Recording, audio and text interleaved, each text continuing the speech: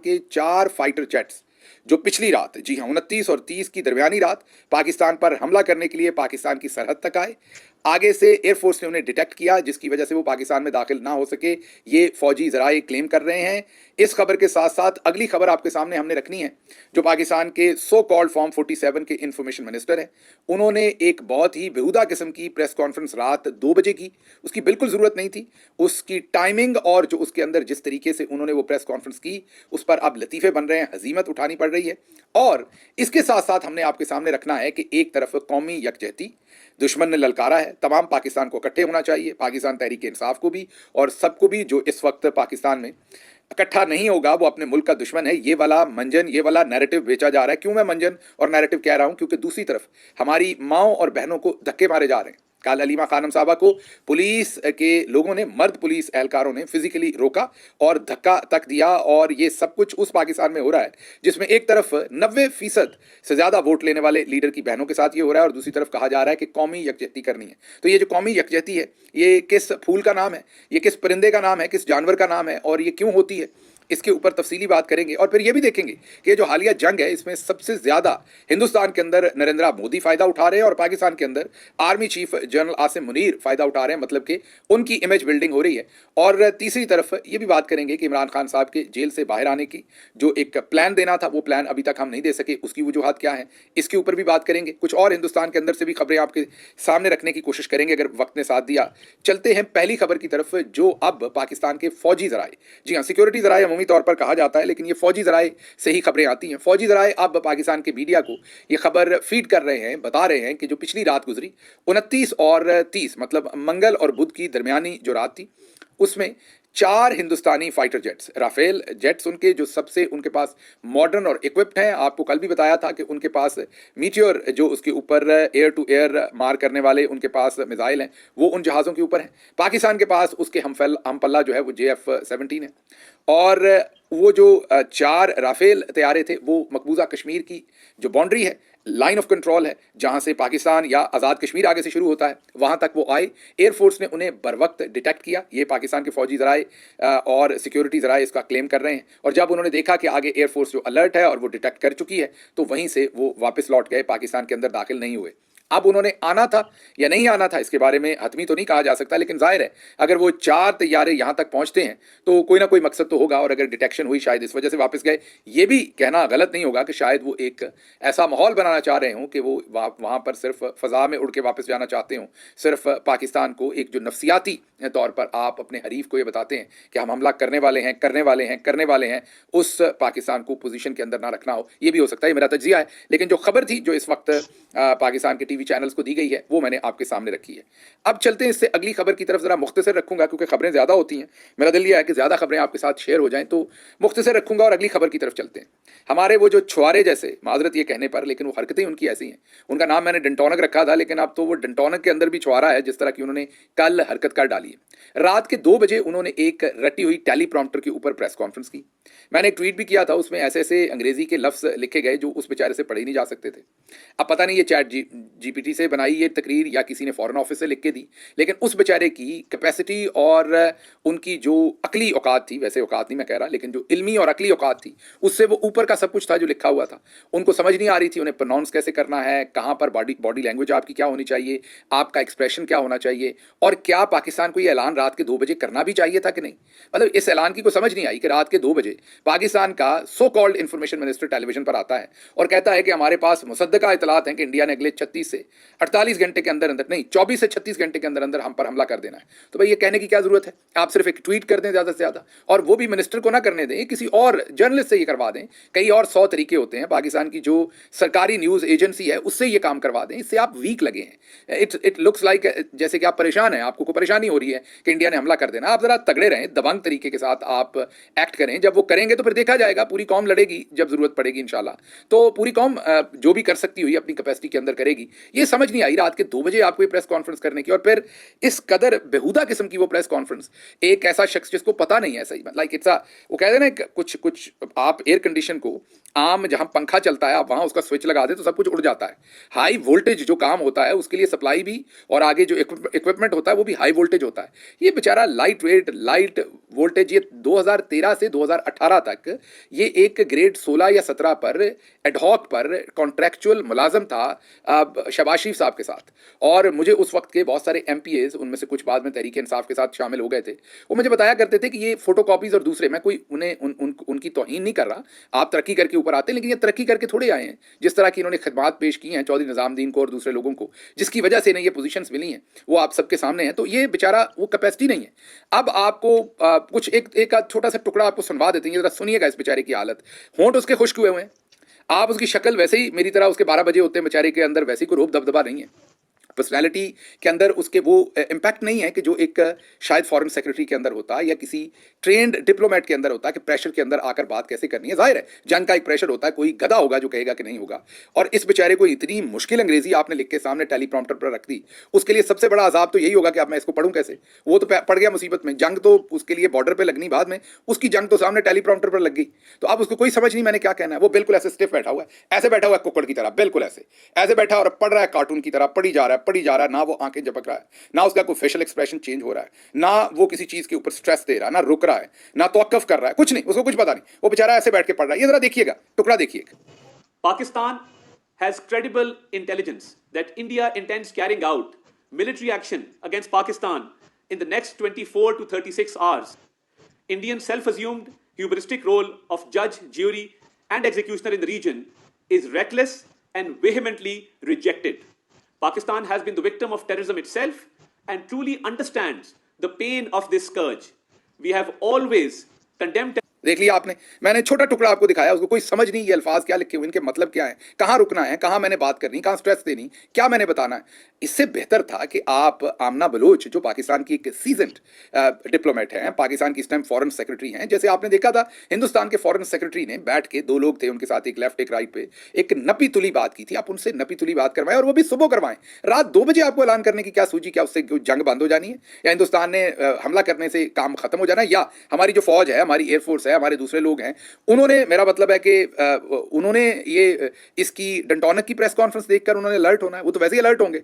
ये तो वो बात हुई कि बस गांव में चोर आ गए हैं तो वो स्पीकर पर जाकर मस्जिद में ऐलान कर दिया, वो वाली हरकत आपने की है। इससे क्या फर्क पड़ना है मुझे बताइए। इस पर बरखा दत्त ने तजिया किया है कि ये पाकिस्तान की ओल्ड प्ले बुक है, जिसमें पाकिस्तान असल में ये प्रेस कॉन्फ्रेंस जो है वो अपने लोगों के लिए नहीं कर रहा, ये वेस्टर्न पावर्स के लिए कर रहा है ताकि वो इंटरवीन करें और इंडिया पाकिस्तान की होने वाली जंग को रुकवाएं। मतलब बरखा दत्त ये कह रही हैं, उनका तजिया ये है कि पाकिस्तान घबराहट में कर रहा है और अपनी पिछली जो इनका तरीकाकार है कि शोर मचा दो कि जंग होने लगी है, ताकि वेस्टर्न पावर्स जो है वो बीच में आके जंग को खत्म करवा दें। ये अब बरखा दत्त ने इस पे तजिया दिया। जाहिर है मजाक उड़ा रही है वो, आपका मजाक उड़ना भी है। इस हरकत की मुझे अभी तक समझ नहीं है। चलें को फौजी जराए खबर दें, को टेलीविजन से दिलवा दें, किसी सहाफी से दिलवा दें। आपका इंफॉर्मेशन मिनिस्टर रात के 2 बजे, हाँ आप सुबह बैठें, आप सुबह आकर ये बताएं पूरे तरीके से, साथ आपके DG ISPR हों, वो भी जरा इसी तरह की अंग्रेजी बोलने चले टेलीप्रॉम्प्टर से ही। वैसे अगर इस तरह की बोलनी, वो पंजाबी में कहते हैं पैड़े रोन ना लो चुप चंगी, तो अगर आपने बुरा रोना है तो उससे चुप ही अच्छी है। तो अगर ऐसी अंग्रेजी बोलनी तो आप ना बोलिएगा मेहरबानी करके, फॉरेन ऑफिस को कह दें, उनके पास लोग हैं वो ऐसा करवा देंगे आपके लिए।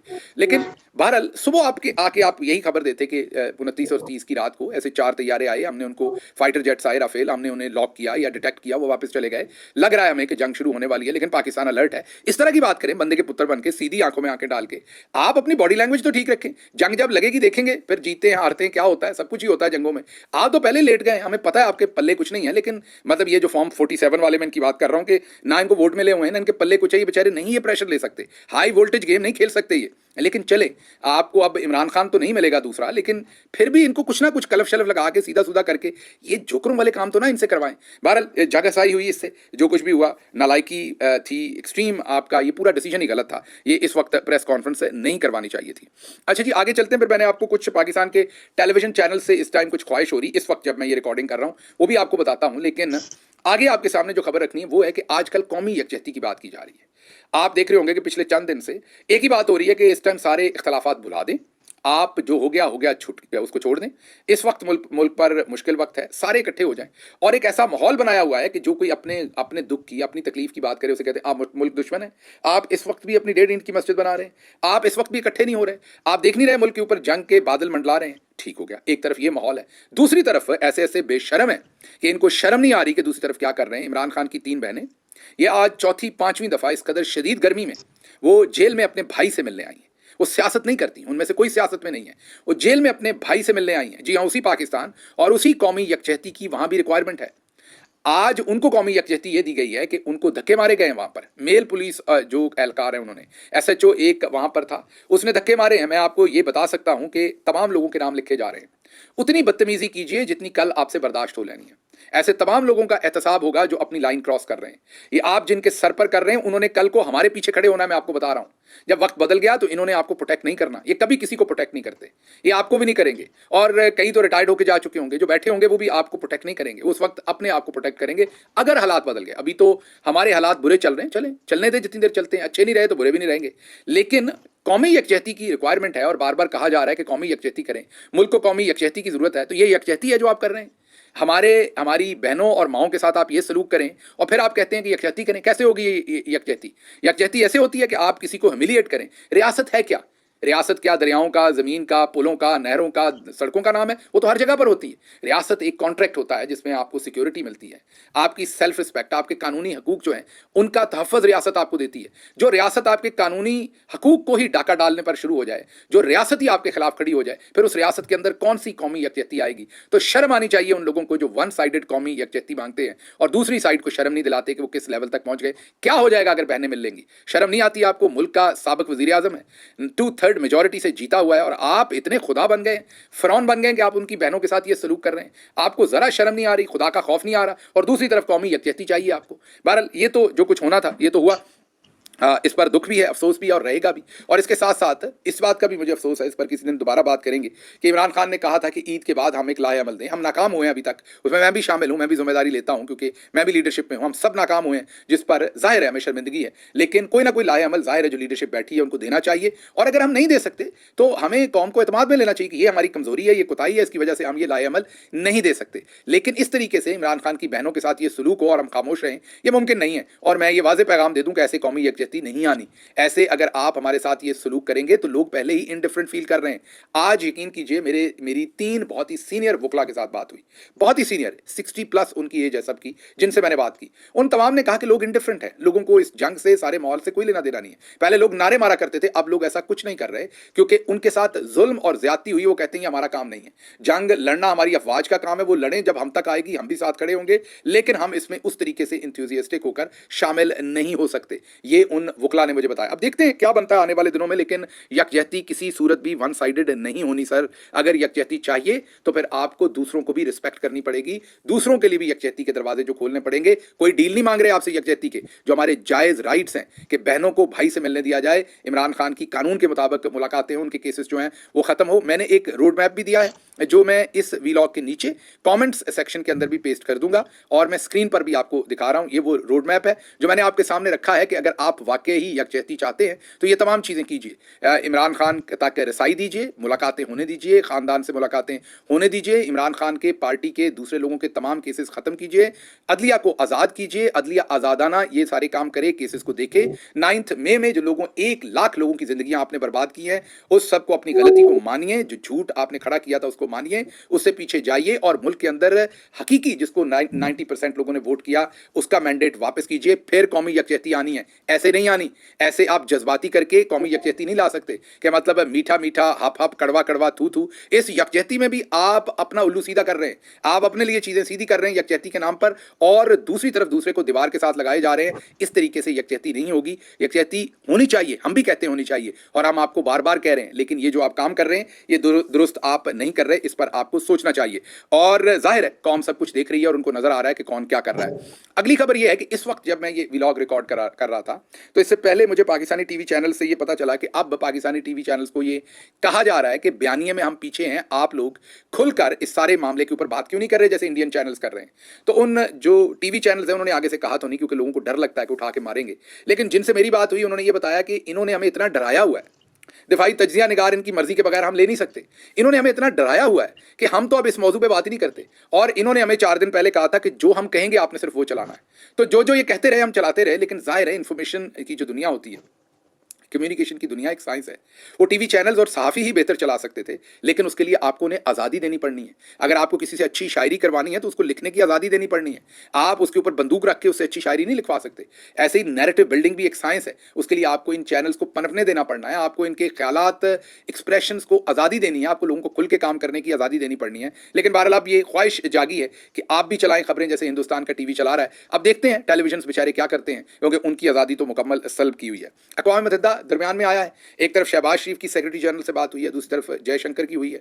जयशंकर ने आगे से जंगबंदी पर तो कोई बात नहीं की। उसने अपने ट्वीट में कहा है कि ये जो अक़वाम मुत्तहिदा के सेक्रेटरी जनरल ने कहा है कि एहतसाब होना चाहिए जिन्होंने टेररिज्म किया है, इस बात पर हम अक़वाम मुत्तहिदा के सेक्रेटरी जनरल के साथ हैं। मतलब एहतसाब की बात पर इंडिया साथ है, जंगबंदी करने की बात के ऊपर इंडिया बिल्कुल इंटरेस्टेड नहीं है। पाकिस्तान के शहबाज शरीफ ने यही कहा है कि जंग नहीं होनी चाहिए, एस्केलेशन नहीं होनी चाहिए। हमारी तरफ से ज़रा पॉजिटिव बातें हैं, ये आप देखते हैं कि वो क्या होता है और क्या नहीं होता। बहरहाल इसके आगे कुछ और चीज़ें हैं जो आपके सामने मैं क्विकली रख दूं कि नैरेटिव की बात हो रही थी, तो हिंदुस्तान की तरफ से पाकिस्तान के 3 फौजी एहलकारों की जाली तस्वीर बना के उनकी जाली शहादत की खबरें जो हैं वो चलाई रखी उन्होंने सारी रात। लेकिन क्योंकि हमारी तरफ ट्विटर बंद है, कोई सहाफ़ी उन्हें निगेट नहीं कर सका, कोई रिस्पॉन्ड नहीं कर सका और एक तरफा मौक़िफ़ ट्विटर के ऊपर, एक्स के ऊपर चलता रहा। किसी को तौफीक नहीं हुई। इसकी वजह यह कि ट्विटर खुला ही नहीं हुआ, तो इंडियन नैरेटिव चलता रहा। फिर हिंदुस्तान की तरफ से एक वीडियो चलाई गई कि पाकिस्तान का एक जहाज़ मार गिराया, वो भी एक तरफा चलता रहा। किसी ने उसको डिनाई नहीं किया। उसकी वजह यह कि ट्विटर पर पाबंदी है। उसके बाद और भी बहुत सारी चीज़ें हुई। इटालियन प्राइम मिनिस्टर जो इस वक्त की हैं, उन्होंने गालिबन 2021 या 2020 में एक तकरीर की थी, या शायद उससे भी पहले उन्होंने एक तकरीर की थी रोम में, जिसमें उन्होंने कहा था कि हमें अपना इटालियन जो बैकग्राउंड है और रोम का जो एक तशख़्ख़ुस है उसको बहाल करना है और हमें अपनी कौमियत पर वापस जाकर वोट करना है। तो उनकी उस तकरीर को, क्योंकि वो इटालियन में कर रही हैं, हिंदुस्तानी बहुत सारे लोगों ने उसके ऊपर लिखा कि वो पाकिस्तान को धमकी दे रही हैं और हिंदुस्तान के साथ का ऐलान कर रही हैं। वो भी सारी रात चलती रही तकरीर, किसी ने उसका जवाब नहीं दिया। ये तमाम चीज़ें इसलिए हो रही हैं कि मीडिया के ऊपर पाबंदी है। इन तमाम चीज़ों में मसला ये है कि मीडिया के ऊपर जो है वो पाकिस्तानियों को कोई नैरेटिव देने की इजाज़त नहीं है। पाकिस्तान के ऊपर पाबंदी लगी हुई है, एक्स बंद है। इंडिया को फ्री मिला हुआ है ग्राउंड और वो अपनी मर्जी से खेल रहे हैं, मर्जी का नैरेटिव बिल्ड कर रहे हैं। और हमारे वालों को इतनी अकल नहीं आ रही, या फिर शायद हमारे वाले चाहते ही हैं, हम नैरेटिव जीतना ही नहीं चाहते। शायद फिर इससे मैं यही समझूंगा कि यही अरेंजमेंट है कि आप नैरेटिव जीते, हमने नहीं जीतना, फिर मैं ये कहने पर हक बजानब हूँ। क्योंकि कोई भी बंदा जो ज़ियो शऊर हो और अकल रखता हो वो तो ये हरकत नहीं करेगा कि एक तरफ जब जंग ही नैरेटिव की हो, एक मुल्क जो है वो नैरेटिव में आगे जा रहा हो और आपने अपनी कौम को सारी को बांध के रखा हो कि आपने कुछ नहीं करना।